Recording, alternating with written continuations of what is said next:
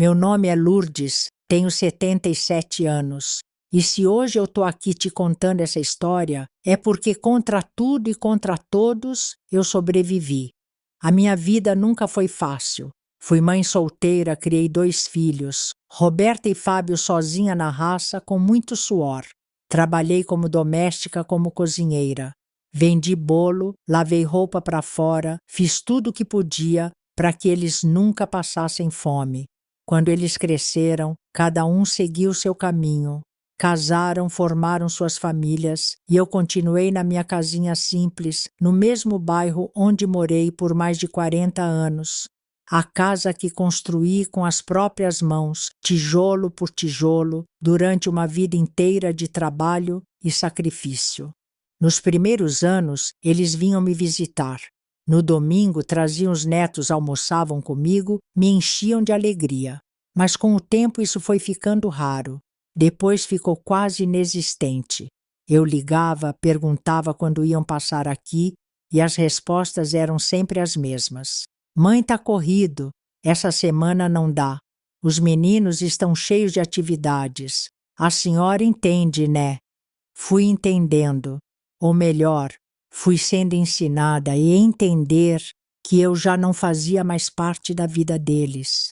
E foi aí que devagarinho começou a pressão.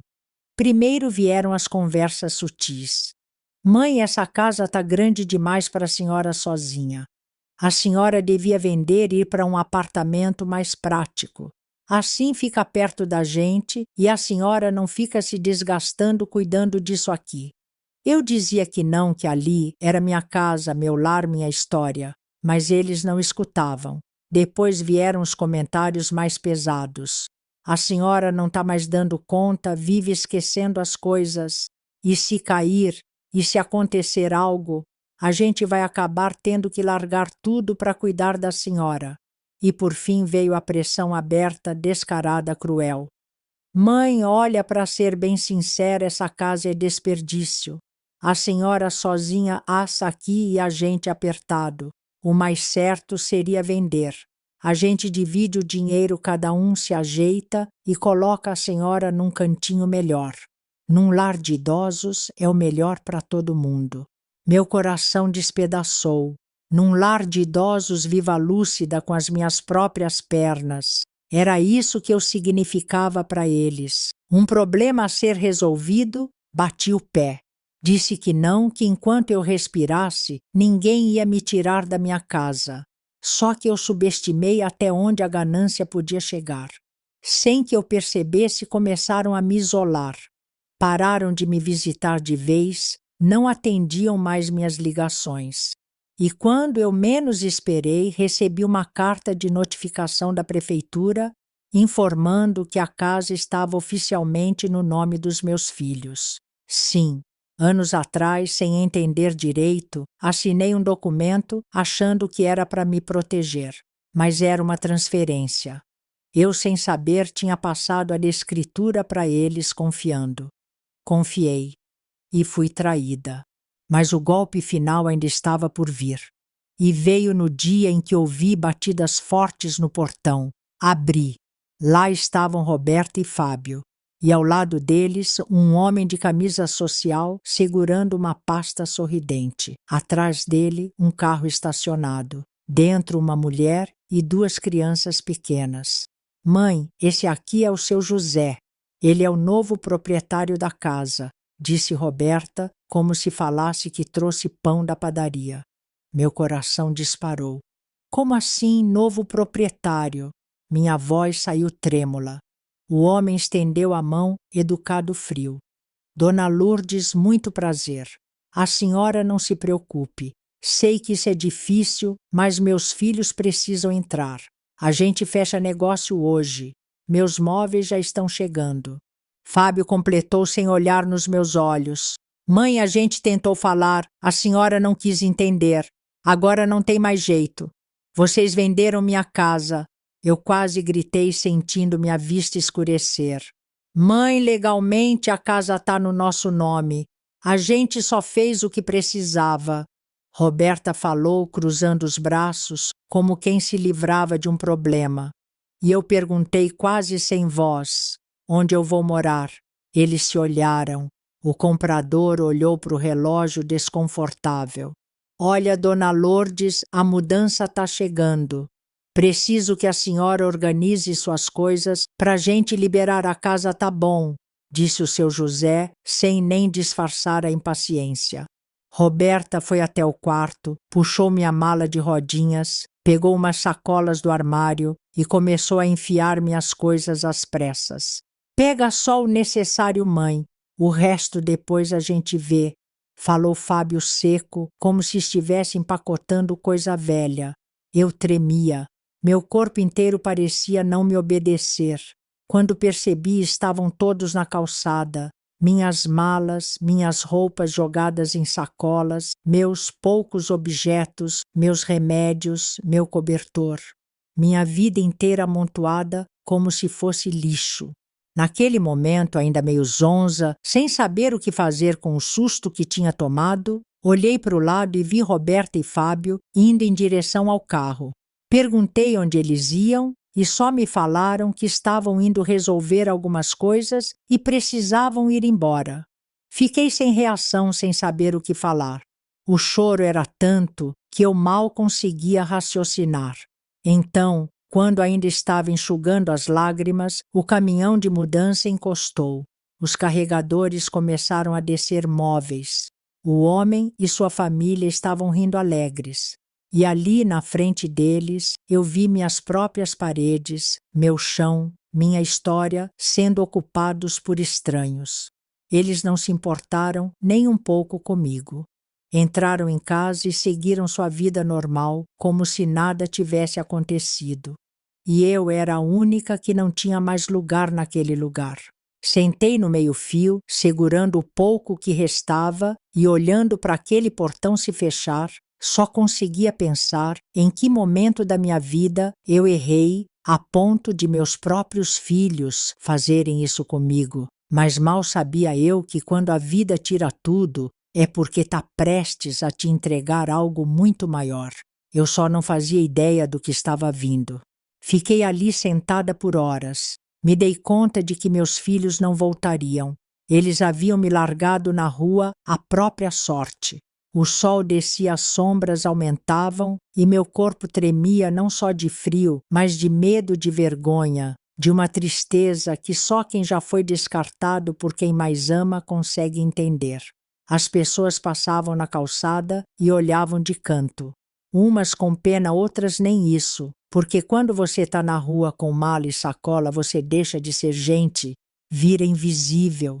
Levantei puxando minhas 2 malas velhas, segurando as alças como se aquilo fosse tudo o que eu tinha, porque naquele momento era. Fui andando sem rumo. Passei pela pracinha, onde eu costumava levar meus netos quando eram pequenos. O banco, que era nosso ponto de risadas, agora virou meu abrigo improvisado. Sentei e, sem perceber, comecei a chorar. Chorar de soluçar, de fazer o peito doer.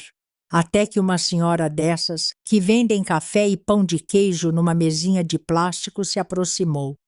"Tá tudo bem, moça?" Perguntou, me chamando de moça, como se quisesse me lembrar que eu ainda era alguém. Balancei a cabeça sem saber o que dizer. E num gesto de gentileza que parecia impossível naquele dia, ela me estendeu um copo de café. "Aceita, é por minha conta." Aquele café parecia um abraço. E foi olhando para ele, quente e fumegante, que vi uma notícia no jornal da banca ali do lado. Na capa estava escrito: "Mega da virada ganhadora ainda não retirou o prêmio." Suspirei. Dei uma risada amarga. "Ah, se sorte existisse para mim", pensei alto. Foi então que lembrei. O bilhete. Uma semana antes, quando fui na lotérica pagar algumas contas, a moça do caixa falou: "Dona, leva um joguinho. Tá todo mundo apostando." Eu falei: "Ai, minha filha, eu não ganho nem no bingo da igreja." Mas levei por impulso, por brincadeira. Nem conferi os números, nem lembrei dele. Depois revirei minha bolsa. A única coisa que meus filhos não vasculharam, porque para eles não tinha valor. E lá estava, amassado, meio sujo, mas lá. O bilhete. O coração disparou. Me levantei e fui até a banca e perguntei para o rapaz. Moço, ainda dá para conferir isso. Ele procurou o resultado no celular e de repente empalideceu. Olhou para mim, depois para o bilhete, depois para mim de novo e disse: Senhora, a senhora ganhou, a senhora ganhou. Ganhei o quê, meu filho? Perguntei. O prêmio. A senhora acertou 5 números de 6 da Mega da Virada. Não são todos números, mas mesmo assim, com esse valor já dá para mudar de vida. Por alguns segundos o mundo parou. As buzinas sumiram, o barulho da praça desapareceu, a dor no peito foi embora. E naquele instante eu não sabia se ria, se chorava ou se ajoelhava no chão. A única coisa que eu sabia era que a vida estava me olhando nos olhos e dizendo: agora é a sua vez. Por alguns segundos achei que era mentira, que era trote, que alguém ia aparecer para dizer que era pegadinha. Mas não era. O rapaz da banca tremia mais do que eu. A senhora precisa ir direto na caixa. Isso é prêmio grande, muito grande. Eu que até minutos antes não sabia nem onde ia dormir. Agora segurava nas mãos a chance de mudar absolutamente tudo. Minhas pernas amoleceram. Sentei no banquinho da banca com o bilhete apertado contra o peito, olhando para o céu e me perguntando: é sério, meu Deus? Depois de tudo isso, agora é a minha vez. Chorei, mas dessa vez era diferente.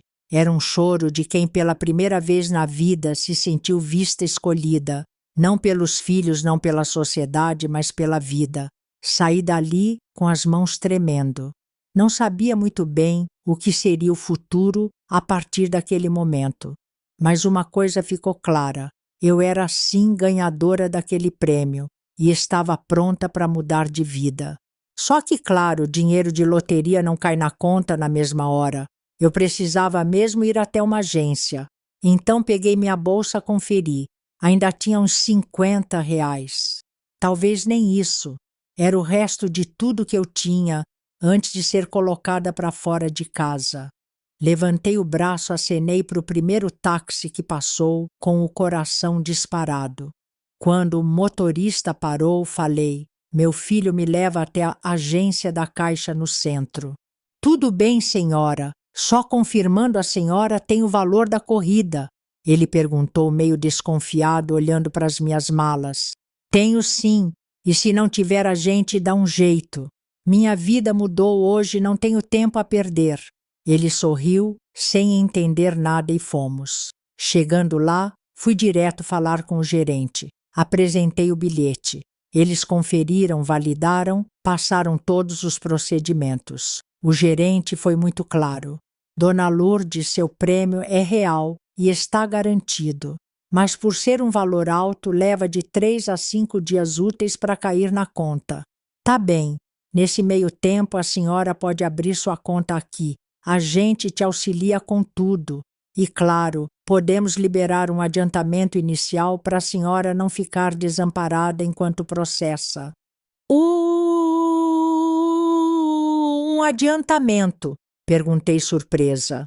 Sim, é procedimento padrão em casos assim, especialmente quando a pessoa não tem outra fonte. A senhora pode retirar até R$ 20.000 hoje mesmo para despesas emergenciais. Só precisa assinar aqui. Assinei sem pensar 2 vezes.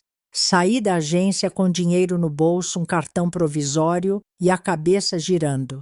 Chamei outro táxi que estava passando. Quando entrei, brinquei. Moço, hoje você vai ter a corrida mais bem paga da sua vida. Ele riu meio sem entender ainda. Me leva para o hotel mais bonito dessa cidade. Eu falei: senhora, a senhora está brincando. Não, meu filho. E olha, se eu te contar, você não acredita. Ele balançou a cabeça rindo e seguimos. Chegamos no hotel daqueles que eu achava que nunca nem ia entrar. Porta giratória, tapete vermelho, luz brilhando no teto. O rapaz da recepção olhou para as minhas malas e depois para mim. A senhora tem reserva. Coloquei o envelope com os R$ 20.000 no balcão e disse, olhando nos olhos dele: Mateus, reserva da vida, meu filho. Hoje eu durmo como rainha. Ele sorriu, constrangido, e tratou de me atender como nunca tinham me atendido antes. Subi para o quarto. Quando abri aquela porta e vi aquela cama enorme, aquele cheiro de quarto limpo, aquela vista maravilhosa, meu Deus! Sentei na beira da cama e chorei. Mas não era mais choro de dor, era choro de alívio, de vitória, de liberdade. Deitei naquela cama, liguei o chuveiro mais quente que já tomei na vida e pela primeira vez falei para mim mesma olhando no espelho: acabou. Acabou o tempo de ser humilhada. Agora quem manda na minha vida sou eu. E naquele quarto abri meu caderno velho e escrevi o que fazer com minha nova vida. Primeiro era comprar minha casa do meu jeito, no meu nome. Segundo era me vestir como sempre sonhei. Terceiro era comer o que eu quiser sem economizar centavos. E quarto, mas não menos importante, era se Deus me permitir ajudar outras mulheres que, assim como eu, foram tratadas como invisíveis. E enquanto escrevia, sorria, porque sabia que minha história estava só começando. No dia seguinte, acordei sem despertador, sem barulho de ninguém, mandando sem cobrança. Abri a janela daquele quarto de hotel chique e olhei para a cidade como quem olha para um mundo novo. Tomei o café da manhã mais gostoso da minha vida. Pão quentinho, suco de laranja fresco, queijo, presunto, frutas. Tudo aquilo que na minha vida antiga eu sempre deixava para depois porque era caro demais. E ali, entre um gole de café e outro, eu tomei minha primeira decisão: nunca mais. Ninguém vai me dizer onde eu posso ou não estar. Peguei o telefone e liguei para uma imobiliária. Bom dia, eu estou procurando uma casa. Claro, senhora. Que tipo de casa, qual o seu orçamento? Perguntou a moça educada. Meu orçamento. Dei uma risada. Moça, hoje meu orçamento é ser feliz. Fui visitar algumas casas e logo encontrei uma que fez meu coração bater mais forte. Uma casinha simples, mas charmosa, com jardim na frente e quintal, nos fundos, uma cozinha enorme e uma varanda cheia de espaço para colocar minhas plantas. E o mais importante no meu nome, só meu, sem documento assinado por filho, por neto, por ninguém. Fechei negócio na hora e pela primeira vez na vida a chave estava na minha mão e só na minha. Enquanto isso, na cidade, o que eu nem imaginava é que a notícia já estava correndo solta. Não sei quem foi, se o rapaz da banca de jornal, o gerente do banco ou alguma atendente. Sei que alguém deve ter espalhado a notícia. E ela correu solta rápido. Não demorou muito até que chegou nos ouvidos. Adivinha de quem? Meus filhos. O telefone que passou dias no silêncio absoluto começou a tocar como nunca. Chamadas de Roberta, chamadas de Fábio, mensagens áudios. Mãe, pelo amor de Deus, atende. A gente ficou sabendo. Que sorte, hein, mãe? Que coisa maravilhosa. A senhora precisa saber. A gente te ama muito, mãe, e queremos te ajudar nessa nova fase. Olhei para a tela, piscando aquele nome que eu não via há dias e respirei fundo. Porque se antes eu chorava quando eles me ignoravam, agora eu sorria. Sorria porque pela primeira vez entendi que o amor deles tinha preço. E eu não estava mais à venda. Eles não mandaram flores quando me colocaram para fora, mas agora mandaram cesta de café da manhã. Chegou no segundo dia depois que a notícia se espalhou. Uma daquelas cestas bonitas, cara cheia de frutas exóticas, sucos importados e um cartão escrito à mão, com o amor dos seus filhos que nunca deixaram de te amar. Queremos te ver bem, mãe. Fiquei parada olhando para aquela cesta sem entender como tinham achado meu novo endereço. Mas a resposta veio minutos depois, quando recebi uma ligação da imobiliária. Dona Lourdes, tudo bem. Desculpa o incômodo, mas seus filhos vieram aqui perguntando pela senhora. Vieram onde? Aqui no escritório. Disseram que estavam preocupados e viram a gente postando a foto da entrega da chave com a senhora. E vocês deram meu endereço? Perguntei. Sim, senhora. Afinal, eram seus filhos. Respirei fundo. Não podia culpar a moça, pois ela não sabia da situação que envolvia tudo aquilo. E eu também fui inocente, e não me dei conta que eles poderiam publicar aquela foto na internet. Certamente alguém deve ter visto e enviado para os meus filhos. Eu só conseguia reler e rir do que estava escrito no cartão. Com o amor dos seus filhos que nunca deixaram de te amar. Queremos te ver bem. Ria de um jeito que nem lembrava mais que era possível. Porque o mesmo filho que semanas atrás disse que eu estava ficando um estorvo, agora eu queria me ver bem. A mesma filha que me entregou a chave da calçada agora mandava uvas sem semente. No mesmo dia, Roberta apareceu no portão da minha nova casa. Estava bem vestida, cabelo arrumado, maquiagem leve. Abriu um sorriso forçado ao me ver. Mãe, que saudade! Saudade de quê, minha filha? De me ver ou do prêmio? Ela ficou sem jeito, mas insistiu. Não fala assim. A gente errou, tá bom, mas todo mundo merece uma segunda chance. Engraçado. Vocês só lembraram disso depois do bilhete premiado, né? Ela tentou mudar de assunto.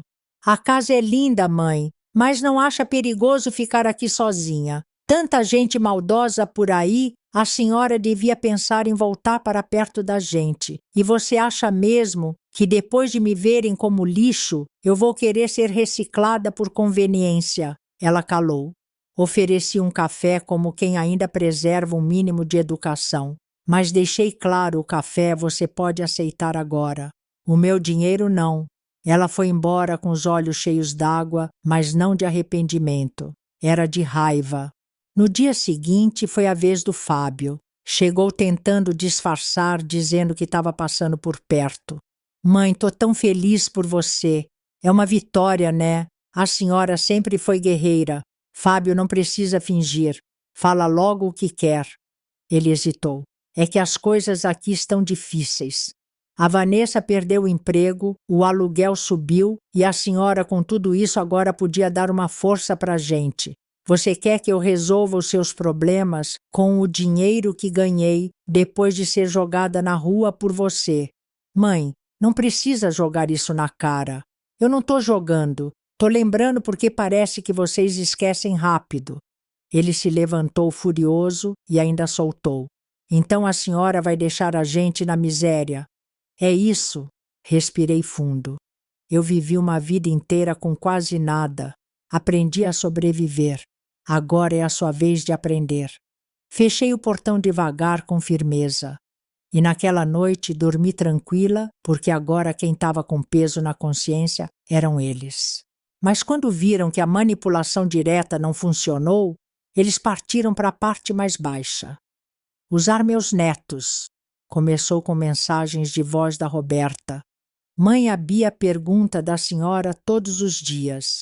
Ela não entende porque a senhora sumiu. Será que a senhora não pode vir aqui só para ver ela rapidinho?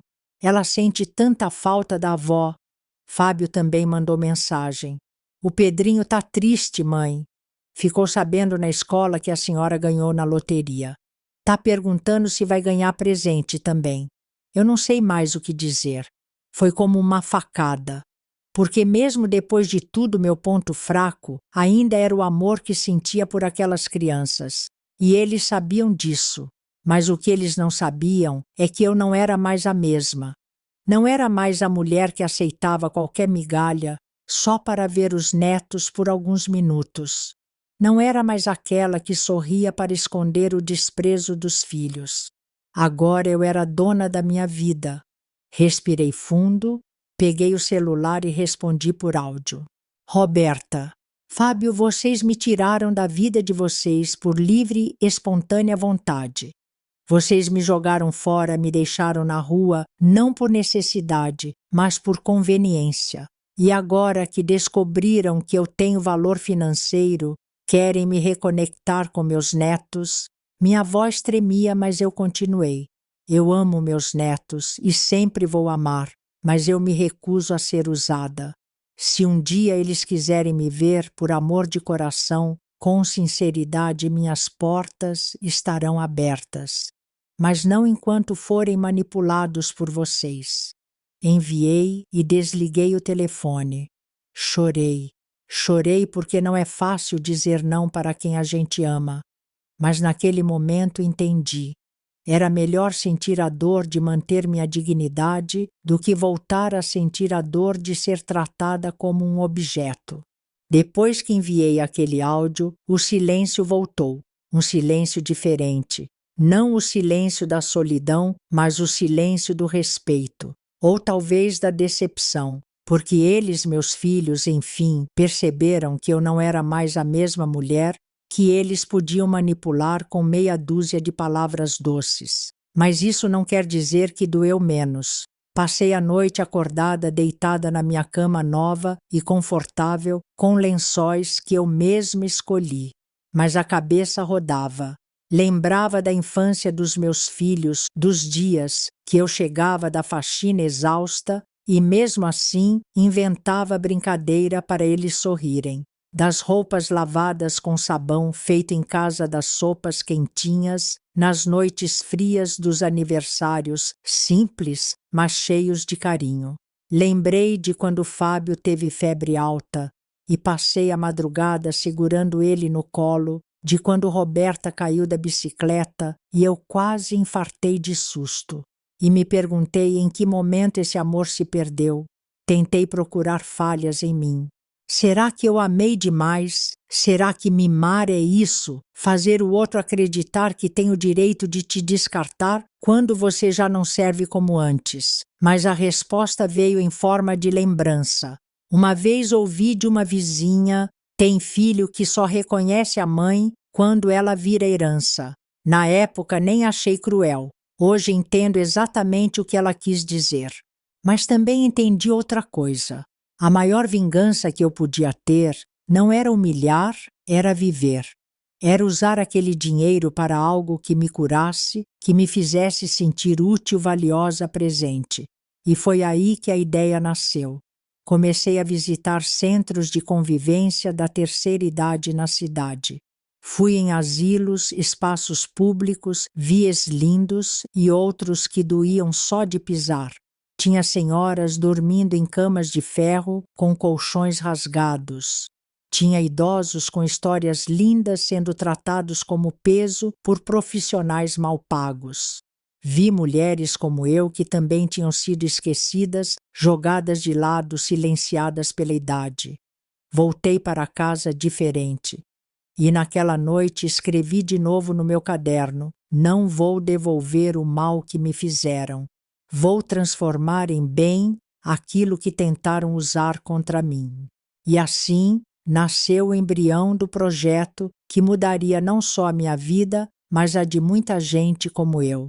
O projeto começou pequeno, sem nome, sem placa, sem holofote. Porque, diferente dos meus filhos, eu não queria que me enxergassem por interesse. Queria que me vissem por cuidado. A ideia nasceu quando sentei no banco da praça e comecei a conversar com uma senhora chamada Olga. Ela me reconheceu da vizinhança antiga, perguntou se eu estava bem. Contei por cima que minha vida tinha virado do avesso, mas que agora estava me reerguendo. Eu também ando precisando recomeçar, ela disse. Meus filhos se mudaram, não me ligam mais. Às vezes passo dias sem ouvir minha própria voz. A frase dela ficou ecoando na minha cabeça. Passo dias sem ouvir minha própria voz. Foi aí que me dei conta. Existem milhares de Lourdes por aí, milhares de Olgas, milhares de mulheres caladas, esquecidas, silenciadas, não por falta de palavras, mas por falta de ouvidos. Eu poderia ter criado uma fundação, poderia ter colocado meu nome em alguma placa bonita, mas não queria isso. Não queria palmas nem reconhecimento. O que eu queria era devolver dignidade. E um dia, andando pelo mesmo bairro onde morei por tantos anos, vi uma cena que me paralisou. Uma senhora com mais idade que eu, discutindo com o neto na calçada. Ele gritava impaciente: "A senhora vai ou não vai me dar o cartão? Eu tô avisando vó, mas é que eu ainda não comprei meus remédios, meu filho." Fiquei ali parada com um nó no estômago. Era como olhar no espelho do passado. Segui andando, mas à noite aquela cena não saiu da minha cabeça. Então decidi fazer algo. Nos dias seguintes, contratei discretamente uma assistente social. Contei minha história para ela sem dizer quem eu era publicamente e pedi: "Quero que você encontre idosos que foram silenciados, gente que vive sob ameaça emocional, que é explorada por filhos netos, gente como eu fui. E a senhora quer fazer o que por eles?" Ela perguntou. Minha resposta foi simples: quero pagar a liberdade deles. Começamos a visitar casas, conversamos com vizinhos, fomos discretas com cuidado, e quando encontrávamos um caso real sério, confirmado, eu entrava em ação. Pagava o aluguel de uma kitnet para a pessoa se mudar, ajudava com uma pensão temporária, mas fazia tudo no nome deles, no CPF deles. Nada de intermediários, nada de familiares no meio. Era como resgatar gente viva que tinha sido enterrada emocionalmente. Em pouco tempo, ajudei 14 pessoas a reconstruírem a vida. Todas acima dos 65 anos, todas com histórias de abandono, humilhação ou abuso psicológico. Uma delas, Dona Marinha, me olhou chorando e disse: "Você não sabe, mas me devolveu o direito de escolher o que eu como no almoço." Foi aí que percebi. Eu não estava fazendo caridade. Eu estava devolvendo aquilo que o mundo insiste em tirar dos velhos poder de decisão. Não abri abrigo, não criei ONG, mas ajudei cada um deles a reconquistar o que todo ser humano merece: um teto, um pouco de paz e respeito.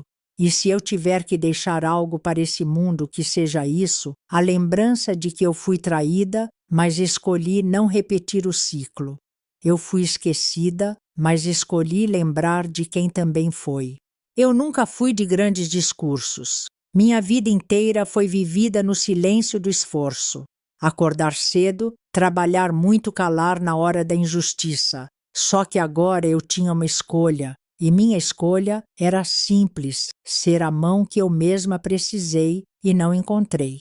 Com a ajuda da assistente social, continuei fazendo discretamente aquilo que chamei de missões de liberdade.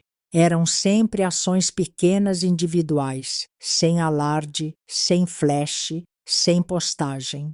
Teve uma vez que ajudei um senhor que morava com o neto e era obrigado a entregar toda a sua aposentadoria em troca de um prato de comida. Aluguei para ele uma casinha simples no interior e contratei uma cuidadora gentil. Ele me mandou uma carta escrita à mão semanas depois. "Dona Lourdes, hoje acordei com o som dos pássaros e sem ninguém gritando comigo.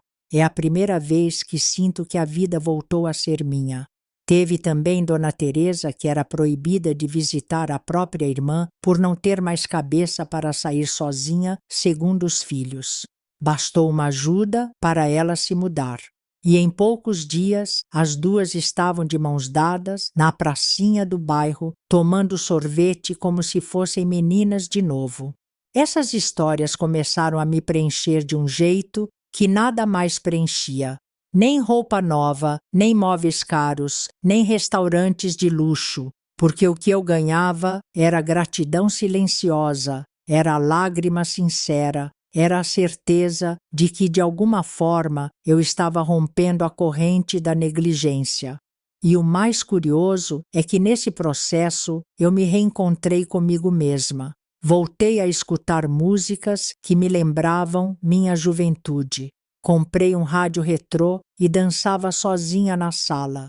Passei a cozinhar só para mim, mas como se eu estivesse recebendo visitas importantes, porque no fundo eu recebia a mim mesma de volta. Redescobri o valor do autocuidado, não para agradar ninguém, mas para provar para mim que ainda mereço tudo de bom, mesmo que ninguém me aplauda por isso. E um dia, ao sentar na minha varanda e ver o entardecer, pensei: se eu tivesse acreditado que minha vida acabou quando fui parar na calçada, hoje eu seria só mais uma estatística triste. Mas eu acreditei que ainda dava tempo. E como deu? Em uma terça-feira nublada, eu estava terminando de arrumar algumas caixas com roupas de frio que ia doar para uma senhora do bairro quando ouvi a campainha tocar. Quando abri lá, estavam os dois. Roberta com o rosto abatido, olheiras fundas. Fábio com a expressão de quem engoliu o orgulho na marra. Mãe, a senhora pode ouvir a gente, disse ela num tom que eu não ouvia há anos. Eu poderia ter fechado a porta, poderia ter dito, agora não posso. Mas respirei fundo e deixei que entrassem. Sentaram no sofá da sala como estranhos num velório. Olharam em volta, talvez esperando ver ostentação, mas encontraram uma casa simples, limpa, cheia de plantas, com cheiro de bolo assando. A gente veio pedir desculpa, começou Fábio, quebrando o silêncio. A senhora não merecia o que a gente fez, completou Roberta, com os olhos marejando. A gente errou feio, deixou a ganância falar mais alto. A gente falhou como filhos e como seres humanos. Fiquei em silêncio. Porque tem dores que não aceitam pedido de desculpa. Elas aceitam presença, verdade e tempo. E por que vocês vieram agora? Perguntei sem rodeios. Fábio abaixou a cabeça. Eu perdi o emprego. Minha mulher saiu de casa e eu percebi que, no fim das contas, a senhora sempre foi a única pessoa que me amou de verdade. Eu não tenho mais ninguém, disse Roberta com a voz falhando. Os meninos cresceram mal, olham na minha cara. E toda vez que passo na frente daquela casa, eu só lembro da senhora sentada no portão com as malas. Meu coração apertou porque, por mais que eu tivesse superado a ferida, cicatriza, mas não esquece. Eu ouvi vocês, mas escutem agora, vocês comecei firme sem raiva, mas com verdade. Eu não sou banco, não sou ponto de apoio, não sou investimento de retorno rápido. Eu sou mãe e o mínimo que um filho deve à mãe é respeito. Eles sentiram o peso em silêncio. Mas antes que saíssem eu disse, a porta está aberta, mas agora o amor de vocês vai ter que chegar primeiro que o interesse. Não estou aqui para apagar a mágoa, estou aqui para provar que ainda sei me amar, mesmo que vocês tenham esquecido como. Eles saíram cabisbaixos, mas saíram sabendo que desta vez não era o dinheiro que mandava, era a mulher que eles tentaram derrubar, e que agora estava em pé mais firme do que nunca. Depois daquilo, o silêncio voltou a reinar. Mas diferente de outras vezes, não era o silêncio da mágoa, era o da maturidade. Pela primeira vez, senti que tinha colocado tudo em seu devido lugar, não porque me vinguei, mas porque deixei claro quem eu sou, e principalmente quem eu deixei de ser. Nos dias seguintes, continuei minha rotina simples. Minhas manhãs com café quente e jornal espalhado pela mesa, minhas tardes com visitas discretas a novos idosos que precisavam de ajuda e minhas noites regadas a rádio antigo e lembranças que já não doíam tanto. Até que num sábado recebi uma cartinha escrita à mão de Roberta. Dizia: Mãe, talvez você nunca me perdoe, talvez nem devesse, mas quero que saiba que estou tentando ser melhor. Comecei a fazer terapia. Quero entender por que a gente repete com os outros aquilo que fizeram com a gente. Um dia, se a senhora quiser, queria que a gente conversasse sem dinheiro, sem desculpas, só mãe e filha. De verdade. Dobrei o papel devagar, guardei na gaveta da escrivaninha. E naquele momento percebi às vezes o tempo é o único capaz de ensinar o que o amor sozinho não consegue. A vida foi voltando para o lugar no ritmo manso que eu tanto aprendi a valorizar. Sem gritos, sem medo, sem ninguém me dizendo o que posso ou não fazer.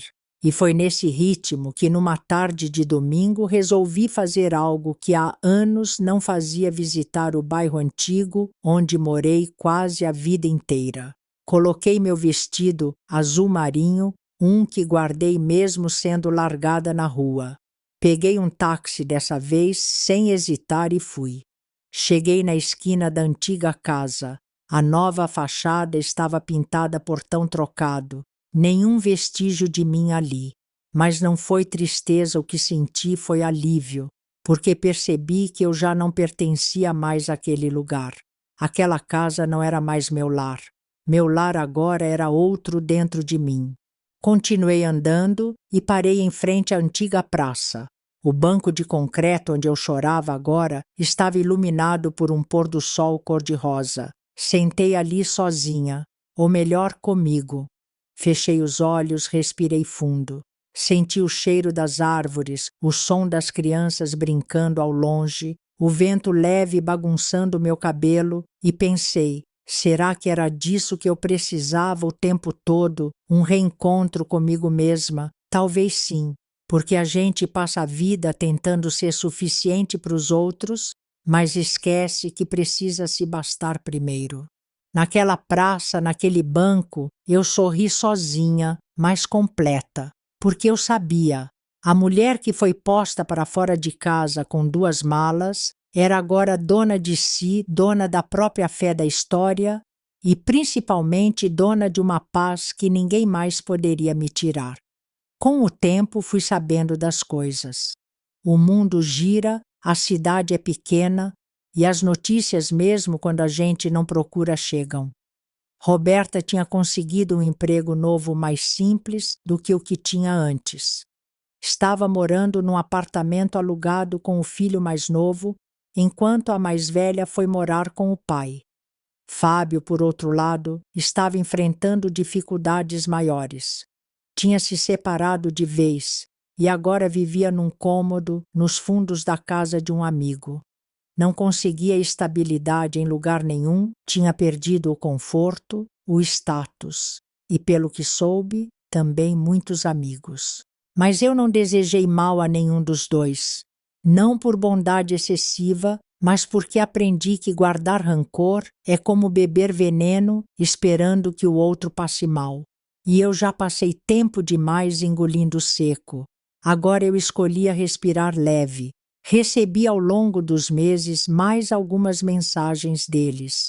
Algumas pedindo desculpas de novo, outras tentando puxar assunto, mas eu respondi só quando senti que vinha a verdade.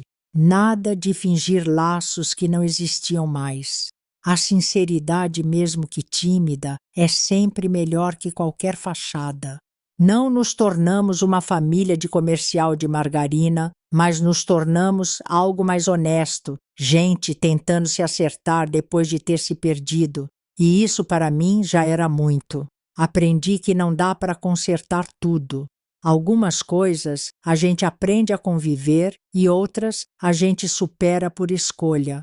A dor passou, a saudade ficou. Mas agora era uma saudade boa de quem ainda acredita que algumas histórias não precisam terminar com reconciliações perfeitas, mas com verdades ditas e cicatrizes respeitadas. Hoje, aos 77 anos, eu posso dizer que vivi 2 vidas. A primeira foi aquela em que me ensinaram que eu devia me calar, me diminuir, me sacrificar. A segunda foi a que eu construí com as minhas próprias mãos depois que todos me viraram as costas. Não foi o dinheiro que me salvou. Foi o choque de realidade. Foi o abandono que me fez enxergar o valor que eu nunca vi em mim. Foi a rua que me mostrou que é recomeçar do zero e ainda assim não desistir. Ganhar na loteria foi sorte, mas me levantar depois de ser tratada como um peso, isso foi coragem. E se você está me ouvindo agora e sente que também foi jogado de lado, se você já escutou que é inútil, que é velho demais, que incomoda, deixa eu te contar uma coisa. A idade não tira seu valor. Quem perde a capacidade de enxergar isso é que nunca soube o que é amor de verdade. Você tem direito de existir, de ser ouvido, de dizer não sem culpa. Você tem direito de recomeçar, mesmo que aos 70, 80, 90. Você tem direito de viver por você e não só pelos outros. Se ninguém nunca te disse isso antes, deixa eu te dizer agora, você importa muito mais do que te fizeram acreditar. E se essa história tocou o seu coração, deixa seu like, comenta aqui de qual cidade você está assistindo e se inscreve no canal. Compartilha com alguém que precisa lembrar que ainda tem vida para viver, mesmo que tenham tentado apagar a luz da sua esperança. Porque enquanto houver uma mulher como eu, resiliente, esquecida, mas ainda de pé, a gente ainda tem muita história para contar. Obrigada por ouvir minha história, por dedicar seu tempo para sentir e entender. Se essa história tocou seu coração, se inscreva no canal Segredos da Vovó, para juntos espalharmos mais histórias de resiliência e esperança.